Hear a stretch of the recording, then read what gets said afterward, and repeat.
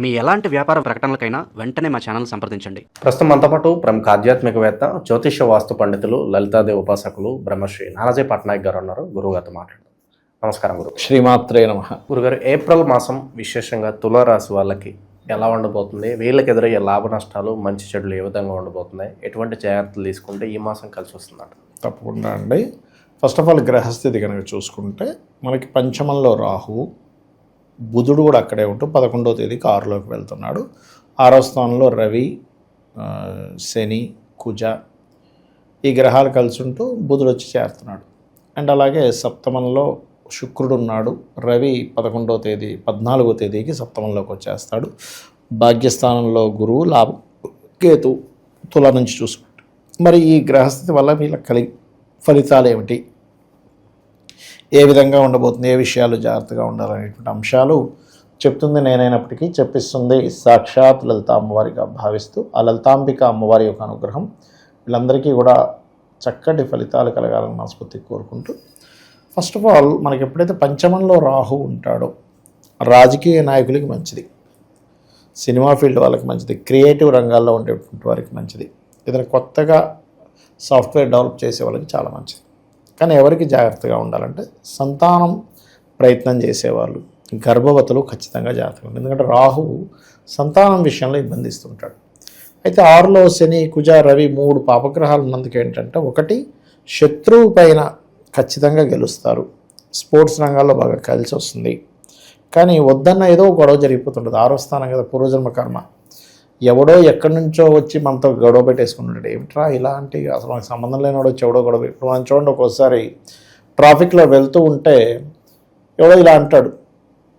ఏంటి మనం ఇలా అంటాం, పక్కన కార్లు ఆపేసుకుంటాం, వాడు వీడు తనేసుకుంటుంటారు. అలాంటివి ఉంటుంటాయి. కాబట్టి కొంచెం జాగ్రత్తగా ఉండాలి ముఖ్యంగా.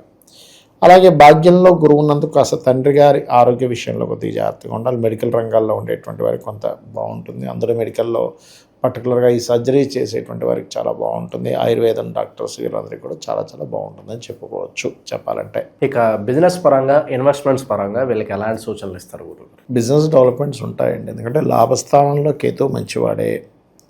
అలాగే లాభాధిపతి ఎప్పుడైతే సప్తమంలోకి 14వ తేదీ నుంచి వస్తున్నాడో ఎగ్జాల్ట్ అవుతున్నాడు, ఉచ్చస్థానంలోకి వెళ్తున్నాడు. సో లాభాధిపతి వెళ్తున్నందుకు కొంత బిజినెస్ పరంగా కొన్ని మార్పులు, అండ్ అలాగే పార్ట్నర్స్ మూలంగా కొంత సపోర్ట్ లభించడము ఇటువంటివి ఉన్నాయని మనం చెప్పుకోవచ్చు. అదేవిధంగా ఇంట్లో ఉండే జీవిత భాగస్వామి కూడా ఎందుకు నేను కూడా వస్తాను, నేను కూడా మీకు సపోర్ట్ చేస్తాను అనేటువంటిది మనం చూస్తాను చెప్పాలంటే. అలాంటి ఇది మనకు కనబడుతుంది అక్కడ చెప్పాలంటే. ఇక ఉద్యోగస్తులకు ఎలా ఉంటుంది గురుగారు? స్థాన చలనాలు కావచ్చు, ప్రమోషన్స్ కావచ్చు, వాళ్ళు ఆశించిన రీతిలో ఉంటాయి, లేదంటే ఉద్యోగ నష్టం ఏదన్నా వచ్చే అవకాశం ఏమన్నా ఉందంటారు? ఉద్యోగస్తులకి నష్టం కాదు కానీ మార్పులు ఉంటాయండి కొంచెం. ఎందుకంటే ఎంతైనా దశమాధిపతి చంద్రుడు కదా, చంద్రుడు ఉంటూ చంద్ర స్థానం నుంచి 1000 స్థానంలో గురువు ఉన్నాడు. గురువు సింగిల్గా ఉన్నాడు అనుకుంటాం కానీ 2-3 గ్రహాల ఎనర్జీస్తో ఉన్నాడు. కాబట్టి ఇప్పుడు మార్పు చెందే సమయం ఎక్కువగా నడుస్తుంది, మారుతారు కూడా చెప్పాలంటే. కొంతమంది ఉద్యోగంలోనే కొంత మార్కెటింగ్ రంగాల్లోకి వెళ్ళడము ఇటువంటివి ఎక్కువగా కనబడుతున్నాయి. కొత్త ఉద్యోగ అవకాశాలు అయితే వస్తాయి, ఎందుకంటే 6లో అధిక గ్రహాలు ఉన్నందుకు వస్తాయి. కానీ కొంచెం స్ట్రెస్ ఎక్కువగా ఉంటుంది, అంతేగాని మరొకటేం కాదు. అది కొంచెం చూసుకోవాలి. ఇక వీళ్ళకి ధనపరంగా ఎలా ఉంటుంది గురుగారు?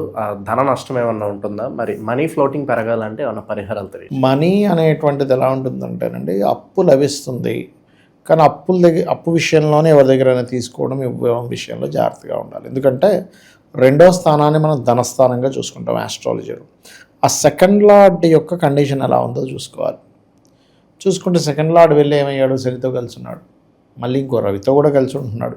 2వ తేదీ నుంచి 14 వరకు రవి కేజులు కలిసి ఉంటే 2వ తేదీ నుంచి కంప్లీట్గా శనితోనే కలిసి ఉంటాడు పూర్తిగా 45 రోజుల పాటు.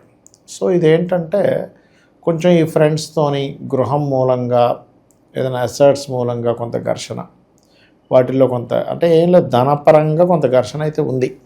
ఈ ఘర్షణ తగ్గాలి అంటే కనుక నవవిద్రమ బింబశ్రీ ఞక్కారి రతనచ్చదాయ నమః అనే మంత్రం చేసుకోవాలి. దీనికి ముందు ఓం కలిపి ఓం నవవిద్రమ బింబశ్రీ ఞక్కారి రతనచ్చదాయై నమః అనే మంత్రం చేసుకుంటే కూడా చాలా మటుకి ఘర్షణ సంబంధించినవి తగ్గుతాయి. మనీ మూలంగా వచ్చే ఘర్షణలు, ఎవడికి అప్పు ఇచ్చాం వాడు ఇవ్వట్లేదు, ఈ నెల ఇస్తా అన్నాడు, లేదా ఎవరి దగ్గర మనం అప్పు తీసుకున్నాం వాడు అసలు తర్వాత ఇస్తా అని చెప్పినా సరే ఇప్పుడే కావాలని కూర్చుంటున్నాడు. ఇలాంటివి చాలా అంటే చాలా మటుకు కంట్రోల్ అవుతుంది వీరికి. ఇక శుభకార్యాల విషయానికి వస్తే ఏ విధంగా ఉండబోతుంది గురుగారు? సర్వసాధారణంగా గురువు 9లో ఉన్నప్పుడు కొన్ని శుభకార్యాలు జరుగుతాయి. కాకపోతే ఇక్కడ ఏంటంటే స్ట్రెస్ఫుల్గా జరుగుతాయి. ఎందుకు అంటే గురువు ఏ గ్రహమైనా వాళ్ళ పర్సనల్ చార్ట్లో అయినా గోచారంలో అయినా అది ఎలా ఉందనేది కావాలండి. ఇప్పుడు ఎలా అంటే మీకు ఒక విషయం చెప్తా. చుట్టాలు, ప్రతి జీవుడికి చుట్టాలు, తల్లి తండ్రి అక్క చెల్లి అందరూ ఉంటారు. తమ్ముడు ఉన్నాడు ఒక జీవుడికి, ఒక వ్యక్తికి. ఆ తమ్ముడు సపోర్ట్ చేసే తమ్ముడు ఉంటాడు, ఆస్తి కోసం గొడవ పెట్టుకునే తమ్ముడు ఉంటాడు, లేకపోతే ఇంకోటి ఏదో మన మన మన మీద ఇంకో రకమైన ప్రచారం చేసి అన్నో తమ్ముడో ఉంటాడు. ఏంటంటే ఒక్కొక్కరికి ఒక రకంగా ఉన్నారు. ఏంటి అంటే వాళ్ళ స్వభావం బట్టి వీళ్ళతో సపోర్టా లేకపోతే మైనస్సా ప్లస్సా అనేది ఎలా ఉంటుందో, గ్రహం కూడా ఎప్పుడూ కూడా అది సింగిల్గా ఎటువంటి అఫ్లిక్షన్ లేకుండా ఉంటే అది మంచి ఫలితం ఇస్తుంది. సో ఇక్కడ ఏంటంటే తులవారికి కొంచెం ఈ గొడవల పరిస్థితి రిలేషన్స్తో ఉన్నాయి. కాబట్టి నన్ను అడిగితే ఈవెన్ తండ్రితోని గురువులతో కూడా కొంత గొడవలు అవుతాయి వీళ్ళకి, తండ్రి వరుస వాళ్ళతోని వీళ్ళతో కూడా. కాబట్టి ఏదైనా కొద్దిగా జాగ్రత్తగానే ఉండాలి. ఎందుకంటే 6లో ఎప్పుడైతే మనకి ఈ పాపగ్రహాలు ఉన్నాయో పరాక్రమం, కాకపోతే ఈ పాపగ్రహాలు ఉన్నందుకు స్పోర్ట్స్ రంగాల్లో ఉండేటువంటి వారికి, కాంపిటీషన్ ఎగ్జామ్స్ రాసేటువంటి వారికి చాలా బాగుంటుంది చెప్పాలంటే. ఇక ఫ్యామిలీ పరంగా భార్యాభర్తల విషయానికి వస్తే అది ఏ విధంగా ఉంటుంది? ఫ్యామిలీ పరంగా చూసుకుంటే సప్తమంలో శుక్రుడు అండి. ఎప్పుడైనా సప్తమంలో శుక్రుడు 19వ తేదీ వరకు ఉన్నాడో, సో లగ్నాలు ఆడలి సప్తమంలో కూర్చున్నాడు. సో సహజంగానే వివాహానికి కారకుడు. పాయింట్ నెంబర్ 1, వివాహం విషయంలో అనుకూలత లభిస్తుంది. వివాహం విషయంలో రెండవది అంటే వివాహం అవ్వడానికి ఛాన్సెస్ ఎక్కువ ఉంటాయి తులవారికి. రెండవది జీవిత భాగస్వామి యొక్క సపోర్ట్ కూడా లభిస్తుంది అని చెప్పొచ్చు. కాకపోతే 6లో అధిక గ్రహాలు ఉన్నందుకు కొంచెం గొడవల జోలికి ఎక్కువగా వెళ్ళకూడదు. ఎంత మీరు ఈ గొడవల జోలికి వెళ్తూ ఉంటే 6th హౌస్ యాక్టివ్ అవుతుంది. ఇక్కడ ఏంటంటే మనం చేసే రియాక్షను, మనం చెప్పేటువంటిది, మనం అనుకునేటువంటిది ఏదైతే ఉంటుందో దాని ఎఫెక్ట్ అనేటువంటిది మన హౌస్ మీద పడుతూ ఉంటుంది. హౌస్ అంటే కట్టుకున్న ఇళ్ళని కాదు, ఆ 12 గడుల్లో దేని మీద పడుతుంది అనేటువంటిది మనం తీసుకోవాలి. కాబట్టి వీలైనంత మట్టుకు ప్రశాంతంగా ఈ 45 రోజులు నేను గొడవల జోలికి పోను అనుకుంటే చాలా బాగుంటుంది. ఎలా ఉంటుందంటేనండి, ఒక వ్యక్తికి పోలీస్ స్టేషన్లో పోలీసు కేసు అవ్వాలని ఉందనుకోండి, దానికి కారణం ఏంటి? ఫస్ట్ గొడవే. వెళ్తున్నాం, ఇందాక మనం అనుకున్నాం ఎవడో ఇలా అన్నాడు, మనం ఇలా అన్నా అనుకుని గొడవ పెట్టేసుకుంటాం, అది పెద్ద కేసు అయిపోద్ది. కాబట్టి వీలైనంత మట్టుకు జాగ్రత్తగా ఉండడం మంచిది అనేటువంటిది. కాకపోతే వివాహ జీవితము, వివాహం కోసం చేసే ప్రయత్నాలు, వివాహ జీవితంలో మళ్ళీ కొంత గొడవలు ఉన్నాయి, కానీ వివాహం కోసం చేసే ప్రయత్నాలు మాత్రం సఫలీకృతం అవుతాయి అనేటువంటిది మాత్రం ఇప్పుడుండే గ్రహస్థితి వీళ్ళకి పక్కగా చూపిస్తుంది. ఇక వీళ్ళకి ఎటువంటి పరిహారాలు చేసుకుంటే బాగుంటుందంటారు? పరిహారం అంటే వీళ్ళు ఎక్కువ దుర్గాదేవిని చండీ పారాయణం చేయడము. మనకు కొంతమంది సామూహికంగా భజనలు అవి చేస్తారు చూసారా, మెయిన్గా అసలు అది పార్టిసిపేట్ చేయాలి. ఎందుకంటే పంచమంలో ఉండే గ్రహం రాహువై పంచమాధిపతి ఈ కుజరవులతో కలిసి ఉన్నాడు.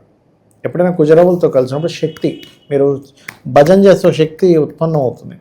అలాగే మన లోపల ఏదైనా హెల్త్ ఇష్యూస్ రావాల్సి ఉంటే కూడా, దెబ్బలు తగలాల్సి ఉంటే, బాడీ పెయిన్స్ లాంటివి ఉంటే అవి కూడా రిలీజ్ అయిపోతాయి ఈ భజన చేయడం వల్ల.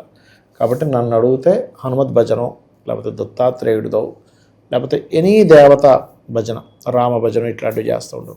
భజన చేయడం అనేటువంటిది దేవతా సంబంధంగా భక్తి శ్రద్ధలతో చేస్తే వీళ్ళని ఖచ్చితంగా కాపాడు. మంచి విశ్లేషణ అందించారు, ధన్యవాదాలు. శ్రీమాత్రే నమః.